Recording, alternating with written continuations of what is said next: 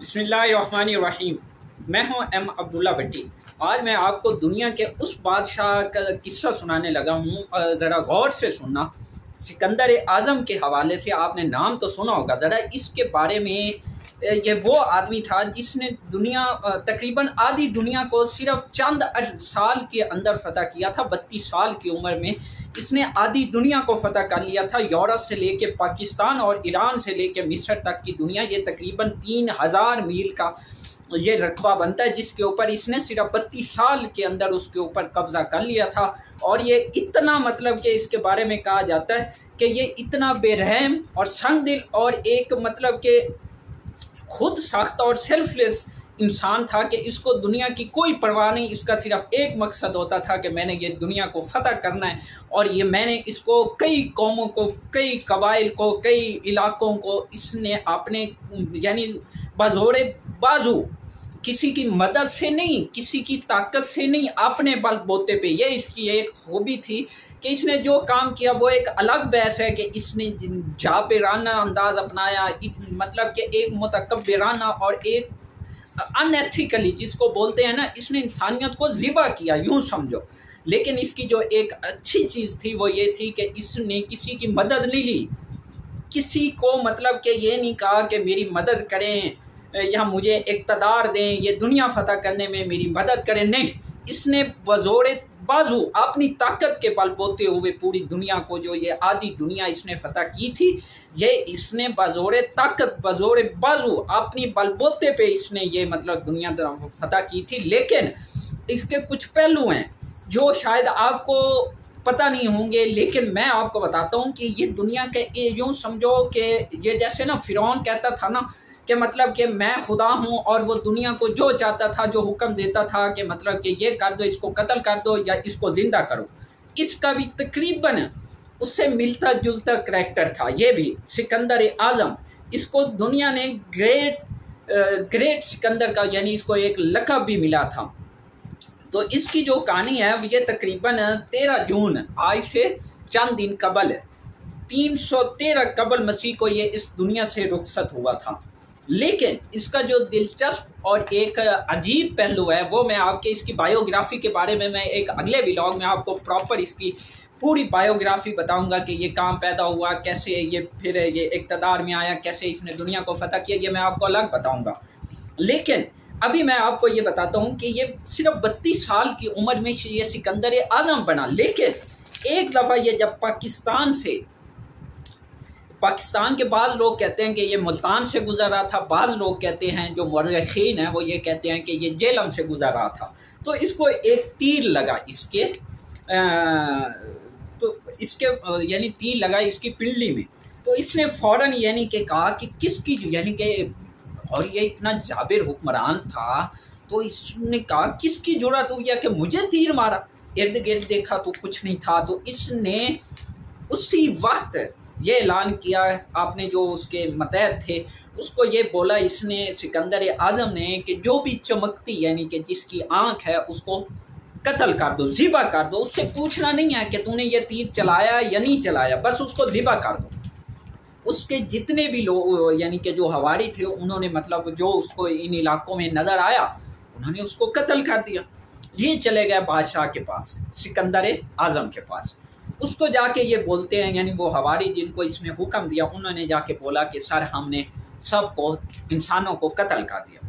उसने कहा मैंने ये नहीं कहा इंसानों को, अगर जानवर यानी कि बिल्ली, कुत्ते, भैंस, बकरी जो मिलता है उनको कत्ल कर दो। इवन परिंद आपको नज़र आते हैं या कोई चरिंद नज़र आते हैं ना, आँखों वाले, जो जिनकी मतलब सही सलामत चल रहा है, उनको भी कत्ल कर दो। ये हालत थी। इतना जाबिर हुक्मरान था। तो सबको जब यानी कि उन्होंने न बच्चे देखे, औरतें, बूढ़े, मर्द, जवान, सबको कत्ल, चरिंद परिंद सबको जब मार दिया ना, अब जब ये वापस जा रहा था ना यूनान की जानिब, तो इसको इराक के करीब ना, मतलब कि इराक का एक शहर है बाबुल, शायद आपने नाम सुना होगा, उसके अंदर इसको ना यानी कि बुखार हुआ। उसके करीब जब ये वहाँ पहुँचा, वापस जा रहा था ना यूनान, यानी इतनी दुनिया को फतह करने के बाद 32 साल की उम्र में वापस जब जा रहा था, तो इसको बुखार हुआ, मलेरिया हुआ। तो اس کی حالت یہ ہوئی تھی کہ یہ زمین پہ بیٹھا ہوا تھا، ایریا رگڑ رہا تھا، مطلب بری حالت میں، اور یعنی اتنا تذبذب کا شکار تھا، ایریا مطلب زمین پہ مار رہا تھا، یعنی انتہائی ڈسٹرب تھا۔ وہ کہتے ہیں نا شاعر نے اس پہ یعنی کہ کچھ خوب کہا ہے کہ ہوئے نامور بے نشاں کیسے کیسے، ہوئے نامور بے نشاں کیسے کیسے، زمین کھا گئی نوجوان کیسے کیسے۔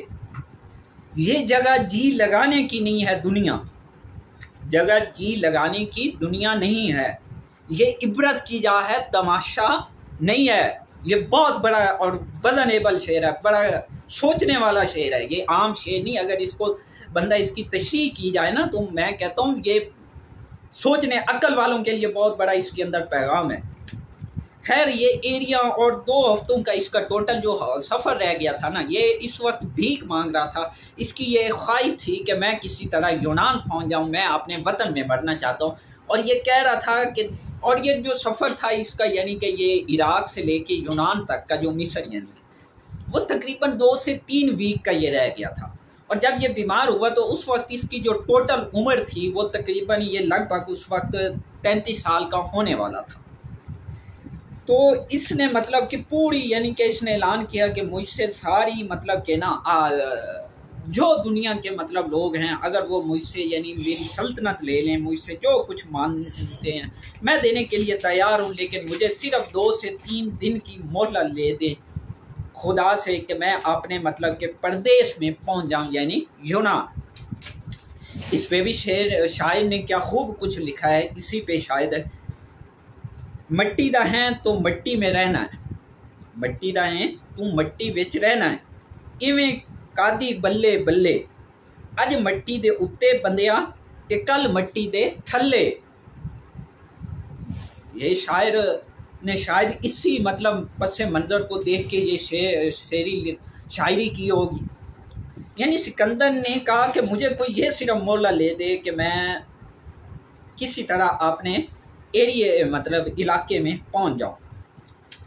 تو اس پہ یعنی کہ جو اصل جو یعنی کہ ایک ہے نا جس کو بولا جاتا ہے کہ خدائی، یعنی کہ جو قدرت ہے وہ صرف خدا کی ہے، جو جتنا بڑا ہوتا ہے اللہ پاک اس کو اسی انداز سے مارتا ہے۔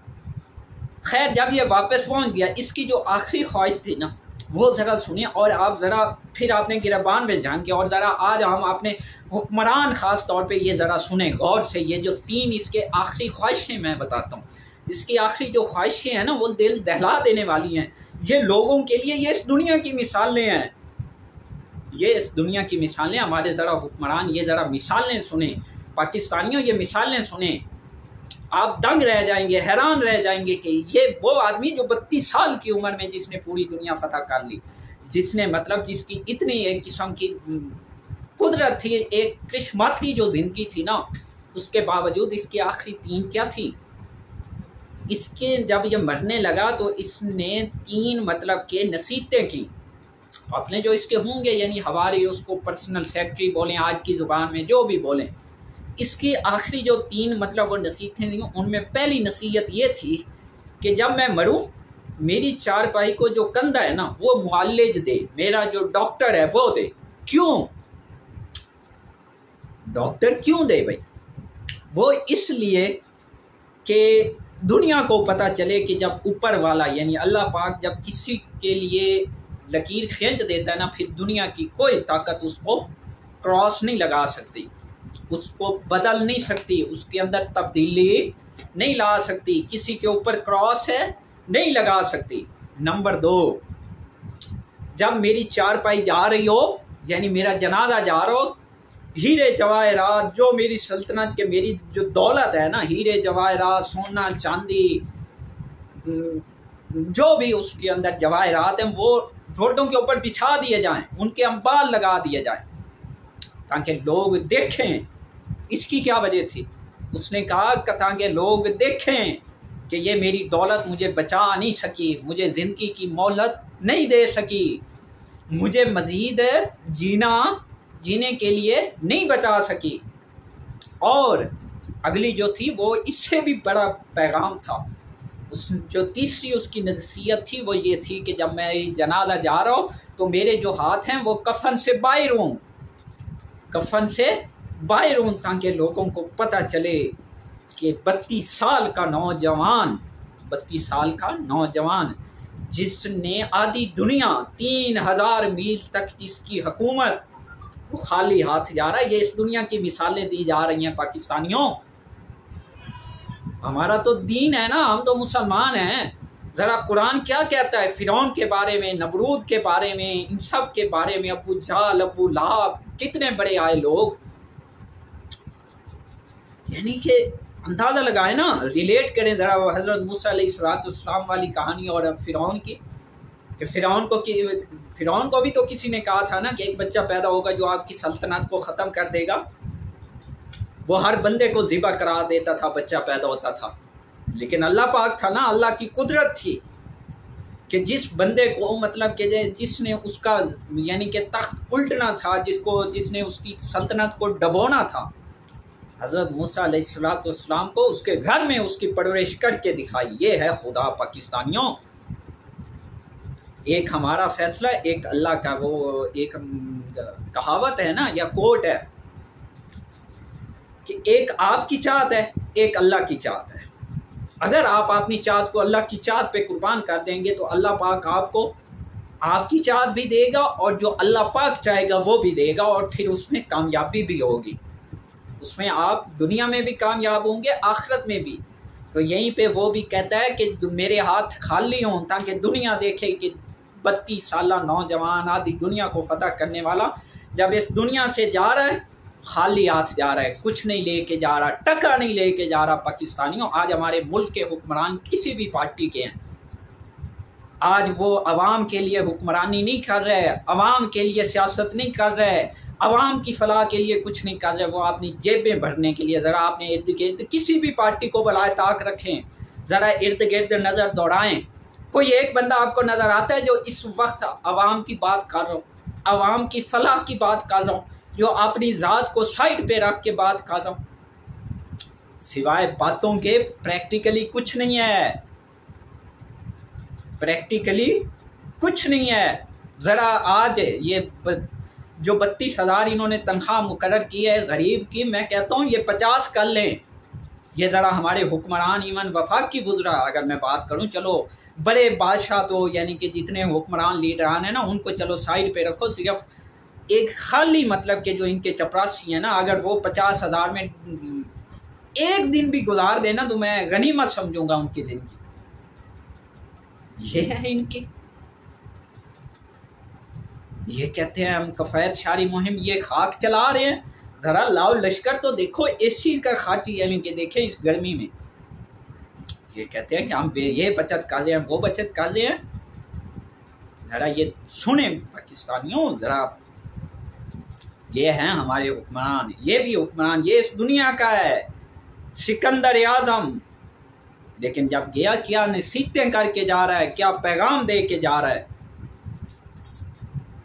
ذرا سوچنا پاکستانیوں، اور ہمارے حکمرانوں کو ذرا ارد گرد دیکھو۔ اس وقت کوئی ایک حکمران، کوئی ایک MNA، کوئی ایک MP، ایون کونسلر بھی آپ کی فلاح کے لیے کام کر رہے ہیں،